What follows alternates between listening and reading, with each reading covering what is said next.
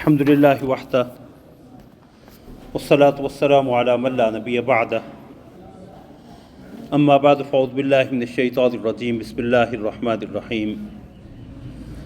واقیموا الصلاة وآتوا الزکاة صدق اللہ العظیم اللہم صلی علی محمد وعلی آل محمد کما صلیت علی ابراہیم وعلی آل ابراہیم انک حمید مجید اللہم بارک علی محمد وعلی آل محمد کما بارکت علی ابراہیم وعلی آل ابراہیم انک حمید مجید۔ ارکان اسلام میں توحید و رسالت کی گواہی دینے اور نماز کی ادائیگی کے بعد تیسرا رکن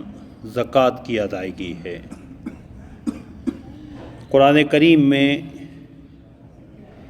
تقریباً 32 مقامات پہ اللہ رب العزت نے نماز اور زکوٰۃ کا اکٹھے ذکر کیا۔ یہی تعبیر واقیموا الصلاۃ وآتوا الزکاۃ، نماز قائم کرو اور زکوٰۃ ادا کرو۔ تو ان الفاظ میں یا کسی اور تعبیر میں زکوٰۃ اور نماز کا اکٹھے حکم تقریباً 32 مقامات پہ آیا، جس سے معلوم ہوتا ہے کہ زکوٰۃ کا درجہ بھی نماز کے قریب تر ہے۔ یہی وجہ ہے کہ حضرت سیدنا ابوبکر صدیق رضی اللہ تعالی عنہ کے دور میں وہ افراد جو توحید و رسالت کی گواہی بھی دیتے تھے، نمازیں بھی پڑھتے تھے، جب انہوں نے اپنے مال کی زکوٰۃ دینے سے انکار کیا تو سیدنا صدیق اکبر رضی اللہ تعالی عنہ نے ان سے قتال کیا، لڑائی کی، جنگ کی۔ اور جب سیدنا عمر رضی اللہ تعالی عنہ نے ان کے معاملے کو قدر مؤخر کرنے کا مشورہ دیا تو سیدنا صدیق اکبر نے اس پہ ناراضگی کا اظہار فرمایا اور فرمایا کہ واللہ لأقاتلن من فرق بین الصلاۃ والزکاۃ، کہ اللہ کی قسم میں ان سے ضرور لڑوں گا جو زکوٰۃ اور نماز اور زکوٰۃ دونوں میں تفریق ڈالتے ہیں کہ کسی کو مان لیں اور کسی کو نہ مان لیں۔ نماز اور زکوٰۃ کے اکٹھے ذکر ہونے میں ایک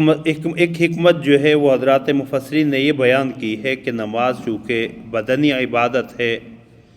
اور زکوٰۃ مالی عبادت ہے، تو اللہ رب العزت نے بدنی عبادت کے ساتھ مالی عبادت کا ذکر کیا کہ انسان کو اس بات کا یقین بھی ہو اور اس کا عملی اظہار بھی کرے کہ اس کے پاس جو کچھ ہے وہ اللہ کا دیا ہوا ہے اور وہ اللہ کے عطا کردہ اس مال میں سے، اللہ کے دیے ہوئے مال میں سے اللہ کی رضا کے لیے اسے قربان کر دیتا۔ اس لیے قرآن کریم اس تعبیر کو بار بار اختیار کرتا ہے وَمِمَّا رَزَقْنَاهُمْ يُنْفِقُونَ، کہ جو ہم نے انہیں دیا ہے اس میں سے وہ خرچ کرتے ہیں۔ تو ہدی للمتقین، یہ قرآن متقین کے لیے، پرہیزگاروں کے لیے ہدایت ہے۔ تو جہاں ان کی صفت ایمان بالغیب ہے اور نماز قائم کرنا ہے، وہیں وَمِمَّا رَزَقْنَاهُمْ يُنْفِقُونَ، جو ہم نے انہیں رزق دیا اس میں سے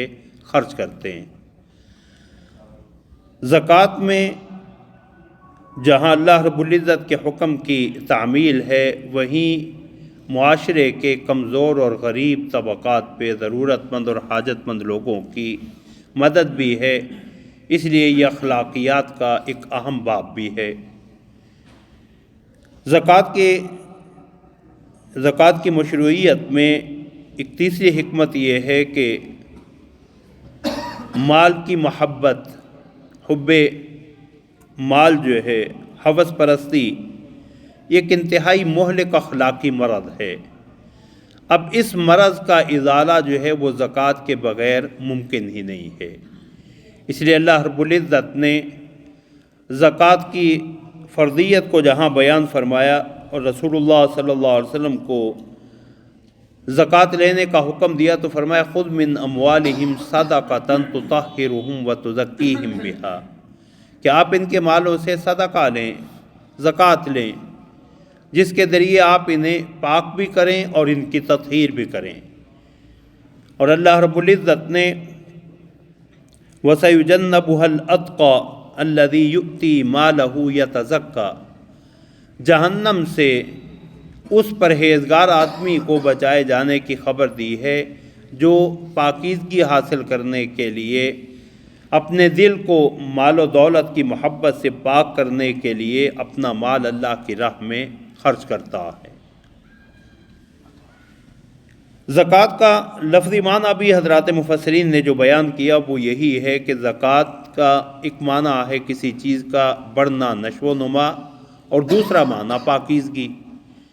کہ زکوٰۃ سے مال میں اضافہ بھی ہوتا ہے، برکت بھی ہوتی۔ رسول اللہ صلی اللہ علیہ وسلم نے فرمایا کہ حسنوا اموالکم بالزکاۃ، اپنے مالوں کی حفاظت زکوٰۃ دے کے کیا کرو۔ وداؤوا مرضاکم بالصدقہ، اپنے بیماروں کا علاج صدقہ خیرات سے کیا کرو۔ وَأَعِدُّوا لِلْبَلَاءِ الدُّعَاء، اور آزمائشوں کے لیے، امتحانات کے لیے دعا کا ہتھیار تیار رکھا کرو۔ اور رسول اللہ صلی اللہ علیہ وسلم نے فرمایا کہ مَا نَقَصَتْ صَدَقَةٌ مِّن مال، کبھی بھی صدقہ خیرات جو ہے اللہ کی راہ میں خرچ کرنا، یہ مال میں کمی کا ذریعہ نہیں بنتا، بلکہ اللہ رب العزت نے تو اس پہ جہاں اخروی اجر عظیم کا وعدہ کیا ہے، وہیں اللہ رب العزت نے اس پہ دنیا میں بھی بہت زیادہ برکت کا وَمَا تُقَدِّمُوا لِأَنفُسِكُم مِّن خَيْرٍ تَجِدُوهُ عِندَ اللَّهِ هُوَ خَيْرًا وَأَعْظَمَ أَجْرًا، تم جو بھی اللہ کی راہ میں آگے بھیجو گے اس سے کہیں زیادہ بہتر اور زیادہ اجر والا اللہ کے ہاں پالو گے۔ کہیں قرآن کریم نے اس کی مثال دی، مثل ما ينفقون، کہ جو وہ اللہ کی راہ میں خرچ کرتے ہیں اس کی مثال ایسے ہے کمثل حبۃ انبتت سبع سنابل فی کل سنبلۃ مئۃ حبۃ، کہ جو وہ اپنے مال اللہ کی راہ میں خرچ کرتے ہیں اللہ کی رضا میں، اس کی مثال ایسے ہے جیسے ایک دانہ ہو، اس دانے سے جو ہے سبع سنابل، 7 جو ہے وہ خوشے، اور ہر خوشے میں جو ہے، ہر بالی میں جو ہے وہ 100 دانے، یعنی واللہ یضاعف لمن یشاء، کم از کم 700 گنا، اور اللہ اس سے بھی زیادہ جسے اجر عطا فرما دیں۔ تو زکوٰۃ میں مال کا اضافہ بھی ہے، اور زکوٰۃ سے مال جو ہے وہ پاک بھی ہو جاتا، مال کا تطہیر بھی، تزکیہ بھی، اور مال کا اضافہ بھی۔ رسول اللہ صلی اللہ علیہ وسلم نے فرمایا کہ جب بھی صدقہ خیرات کسی مال میں رہ جاتا ہے، یعنی اس مال کی زکوٰۃ ادا نہیں کی جاتی، تو وہ اس باقی رقم کو بھی جو ہے وہ لے ڈوبتا۔ تو اس سے مال کی حفاظت بھی ہے، مال کی تطہیر بھی ہے، اور دل سے حب مال اور ہوس پرستی کو نکالنا بھی ہے۔ زکوٰۃ کسی اہمیت کی بنا پہ، زکوٰۃ جہاں ارکان اسلام میں سے، اس شریعت اسلامیہ میں ارکان اسلام میں تیسرا رکن ہے، زکوٰۃ پہلی شریعتوں میں بھی لازم رہی ہے۔ اللہ رب العزت نے پہلی شریعتوں پہ بھی زکوٰۃ کو لازم قرار دیا ہے۔ حضرت ابراہیم، حضرت اسماعیل علیہ السلام کے بارے میں اللہ رب العزت نے آل ابراہیم کے بارے میں فرمایا وَأَوْحَيْنَا إِلَيْهِمْ فِعْلَ الْخَيْرَاتِ وَإِقَامَ الصَّلَاةِ وَإِيتَاءَ الزَّكَاةِ، کہ ہم نے انہیں وحی کی نیک کام کرنے کی، نماز قائم کرنے کی، اور زکوٰۃ ادا کرنے کی۔ وَأْمُرْ أَهْلَكَ بِالصَّلَاةِ كَانَ وَيَأْمُرُ أَهْلَهُ بِالصَّلَاةِ وَالزَّكَاةِ، حضرت اسماعیل علیہ السلام کے حوالے سے کہ وہ اپنے گھر والوں کو نماز کا اور زکوٰۃ کا جو ہے وہ حکم دیتے تھے۔ حضرت عیسیٰ علیہ السلام وَأَوْصَانِي بِالصَّلَاةِ وَالزَّكَاةِ مَا دُمْتُ حَيًّا، کہ اللہ نے مجھے نماز کا اور زکوٰۃ کا حکم دیا ہے جب تک میں زندہ ہوں۔ اللہ رب العزت نے بنی اسرائیل سے جو وعدہ لیا اس میں بھی نماز کے ساتھ اللہ رب العزت نے زکوٰۃ کی ادائیگی کا حکم دیا۔ آیت البر میں جہاں اللہ رب العزت نے مختلف ابواب بر کو، نیکی کے امور کو ذکر فرمایا، وہاں بھی نماز کے ساتھ جو ہے وہ زکوٰۃ کا حکم دیا۔ تو اللہ رب العزت نے قرآن کریم میں نماز کے ساتھ زکوٰۃ کو جو کا حکم دیا ہے، اس میں اس بات کی طرف اشارہ ہے کہ یہ سابقہ شریعتوں کی طرح اس شریعت کے لیے بھی انتہائی اہم حکم ہے، اور اس پہ اللہ رب العزت نے جہاں اجر و ثواب کا وعدہ کیا وہیں رسول اللہ صلی اللہ علیہ وسلم کے احادیث مبارکہ میں اور قرآن کریم میں زکوٰۃ کی ادائیگی نہ کرنے پہ سخت وعید کا بھی، والذین یکنزون الذہب والفضة ولا ينفقونها فی سبیل اللہ فبشرہم بعذاب علیم، جو اپنے مالوں کو، سونا چاندی کو جمع کرتے رہتے ہیں اور اسے اللہ کی راہ میں خرچ نہیں کرتے تو انہیں دردناک عذاب کی خبر دے دیجئے،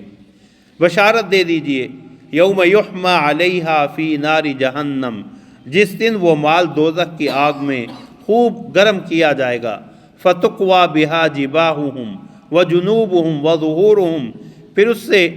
ان بخیلوں کی جو بخل کرنے والے ہیں ان کی پیشانیوں کو، ان کے پہلوؤں کو اور ان کی پیٹھیں جو ہے وہ داغی جائیں گی، اور اللہ فرمائیں گے ھذا ما کنزتم لانفسکم، یہ وہ مال ہے جو تم نے اپنے لیے جمع کیا تھا، فذوقوا ما کنتم تکنزون، تو تم جو کچھ جمع کرتے تھے اب اس کا مزہ چکھو۔ تو قیامت والے دن جو ہے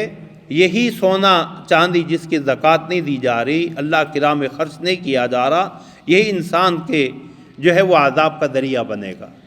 اور یہاں حضرات مفسرین نے لکھا ہے کہ اللہ رب العزت نے بطور خاص انسان کے اعضاء میں 3 اعضاء کا ذکر کیا جس سے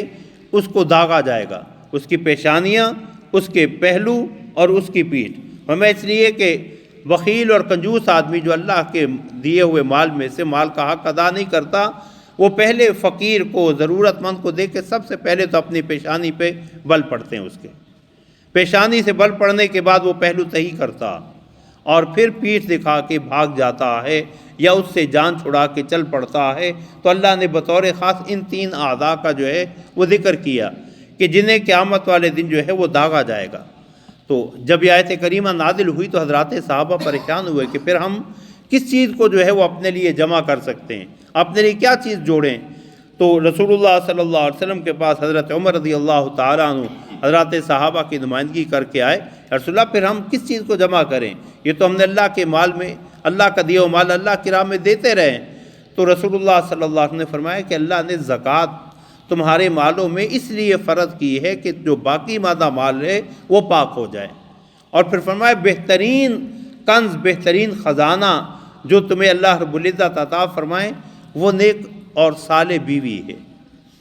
کہ اسے دیکھے تو خوش ہو، اسے کوئی حکم دے تو اس کی اطاعت بجا لائے اور دین کے کاموں میں اس کے ساتھ تعاون کرے۔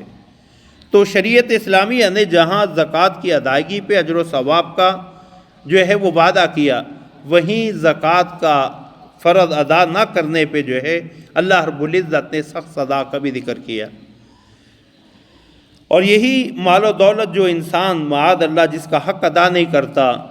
زکوٰۃ ادا نہیں کرتا، یہ قیامت والے دن اس کے گلے کا طوق ہوگا۔ صحیح بخاری کی حدیث میں رسول اللہ صلی اللہ علیہ وسلم نے فرمایا کہ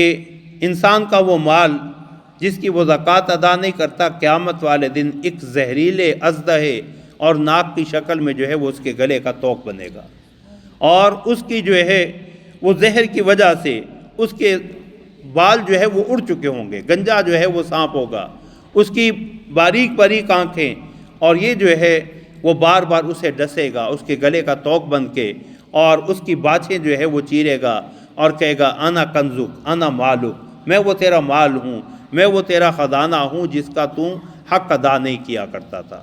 پھر رسول اللہ صلی اللہ علیہ وسلم نے سورہ آل عمران کی آیت کریمہ تلاوت کی کہ وَلَا يَحْسَبَنَّ الَّذِينَ يَبْخَلُونَ بِمَا آتَاهُمُ اللَّهُ مِنْ فَضْلِهِ هُوَ خَيْرًا لَهُمْ بَلْ هُوَ شَرٌّ لَهُمْ، فرمایا یہ جو بخل کرتے اللہ کے دیے ہوئے مال میں سے اسے اپنے لیے بہتر نہ سمجھے کہ ہم نے مال بچا لیا، فرمایا یہ تو ان کے لیے بدترین صورتحال ہے۔ سَيُطَوَّقُونَ مَا بَخِلُوا بِهِ يَوْمَ الْقِيَامَةِ، قیامت والے دن یہی جو مال جس کا انہوں نے بخل کیا جوڑ کے رکھتے رہے، یہی ان کے گلے کا معاذ اللہ طوق بنے گا۔ اور رسول اللہ صلی اللہ علیہ وسلم نے جہاں یہ عذاب بتلایا اور یہ سنگین جو ہے وہ انجام بتلایا زکوٰۃ دینے کی، وہیں یہ تسلی بھی دے دی کہ زکوٰۃ کی وجہ سے مال میں کبھی کمی نہیں ہوتی۔ جو حدیث مبارک میں نے تلاوت کی، مانا کا صدقۃ من مال، اسے رسول اللہ صلی اللہ علیہ وسلم نے بطور قسم جو ہے وہ یقین دلایا، فرمایا میں 3 چیزوں پہ تمہیں قسم اٹھا کے یقین دلاتا ہوں، ان میں ایک چیز یہ بھی کہ صدقے سے مال میں کمی نہیں ہوتی۔ ظاہری طور پہ انسان سمجھ رہا ہے، لیکن اللہ رب العزت اس کی بنا پہ جو برکت عطا فرماتے ہیں اس کا اندازہ انسان کو جو ہے وہ نہیں ہوتا، اور اس کی مال و دولت میں اللہ رب العزت جو غیر محسوس طریقے سے اضافہ ہوتا ہے اس کا شاید اسے یہاں اندازہ نہیں، لیکن آخرت میں اس کا جو اجر و ثواب ملے گا۔ اور دوسرا فرمایا کہ ما زاد اللہ عبدا بعفو الا عزا، اللہ رب العزت کسی بندے کو معاف کرنے سے اس کی عزت میں اضافہ ہی فرماتے ہیں، معاف کرنے سے عزت میں کمی نہیں ہوتی۔ اور تیسرا ایک حدیث میں فرمایا کہ جو اللہ کے لیے تواضع اور عاجزی اختیار کرتا ہے اللہ اسے رفعت اور بلندی عطا فرماتے ہیں۔ دوسری حدیث میں فرمایا کہ جو شخص اپنی ضرورتوں کے لیے لوگوں کے سامنے دستے سوال دراز کرتا، یعنی ایسی امور جس کے لیے وہ گزارا کر سکتا لیکن وہ لوگوں کے سامنے مانگنے کی عادت اپنا لیتا، تو فرمایا اس کی کبھی پوری نہیں ہوتی، اس کے جو ہے وہ اللہ رب العزت اس کے مال و دولت میں جو ہے وہ برکت عطا نہیں فرماتے کہ اس کی ضروریات پوری ہوں۔ تو رسول اللہ صلی اللہ علیہ وسلم نے قسم اٹھا کے اس بات کا یقین دلایا کہ صدقے سے مال میں کمی نہیں ہوتی۔ تو ارکان اسلام میں تیسرا رکن جو ہے جس کی بڑی اہمیت ہے وہ زکوٰۃ ہے، اس لیے زکوٰۃ اور نماز جو ہے یہ قرآن کریم میں بھی احادیث مبارکہ میں بھی بالعموم اکٹھے ذکر ہوئے ہیں، اور پہلی شریعتوں میں بھی جہاں احکام شریعت کا ذکر ہوا ہے وہاں بھی اللہ رب العزت نے ان دونوں کو اکٹھے ذکر کیا، اور اس کا مقصد یہ ہے کہ انسان کو اللہ رب العزت نے جو کچھ دیا ہے ایک تو اسے یہ یقین ہو۔ زکوٰۃ کو عربی میں صدقات کہتے ہیں، انما الصدقات للفقراء خذ من اموالہم صدقۃ، یہ صدق سے ہے کہ اس سے انسان کے اس قول و فعل میں سچائی کا پتہ چلتا ہے، صداقت کا پتہ چلتا ہے کہ وہ جو زبان سے کہتا ہے کہ یہ اللہ کا دیا ہوا ہے، اور میں اس سے جب وہ اللہ کی راہ میں خرچ کرتا تو اس کے قول و فعل سے اس بات کی تصدیق ہوتی ہے کہ واقعتاً یہ اللہ کا عطا کردہ ہے، اس لیے وہ اسے اللہ کی راہ میں خرچ کرنے سے ہچکچاتا نہیں ہے۔ اور پھر اللہ رب العزت نے اس پہ جو اجر و ثواب اور جو برکت کا وعدہ کیا اسے بھی رسول اللہ صلی اللہ علیہ وسلم نے حدیث میں بیان فرمایا روزانہ صبح آسمان سے 2 فرشتے اترتے ہیں، ان میں سے ایک جو ہے وہ یہ دعا کرتا ہے اللہم اعط منفقا خلفا، یا اللہ جو تیری راہ میں خرچ کرنے والا ہے نا اسے اس کا بدل عطا فرما، اسے اس کا نعم البدل عطا کر دے۔ اور دوسرا کہتے ہیں اللہم آت ممسکا تلفا، یا اللہ جو مال و دولت جوڑ کے رکھے ہوئے خرچ نہیں کر رہا اس کے مال کو جو ہے وہ تلف کر دے، تباہ کر دے۔ تو ارکان اسلام میں تیسرا رکن جو ہے وہ زکوٰۃ ہے۔ اللہ رب العزت ہمیں بھی اس کی اہمیت کو سمجھنے اور اسے ادا کرنے کی توفیق عطا فرمائیں۔ اللہ رب العزت کی توفیق شامل حال رہی تو کل انشاءاللہ زکوٰۃ کے نصاب کے حوالے سے گفتگو ہوگی کہ زکوٰۃ کی اصطلاحی تعریف تو قدرے آ گئی کہ زکوٰۃ وہ مال ہے جو انسان اپنے مال میں سے ایک مخصوص مقدار ہونے پہ اور سال گزرنے پہ جو ہے اللہ کی رضا کے لیے کسی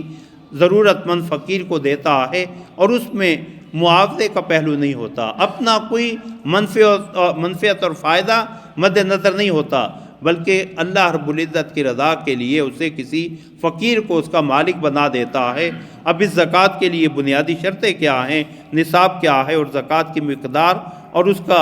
خرچ کہاں کرنا ہے اس کے حوالے سے انشاءاللہ کل گفتگو ہوگی۔ اللہ ہمیں عمل کی توفیق عطا فرمائیں۔ وآخر دعوانا ان الحمد للہ رب العالمین۔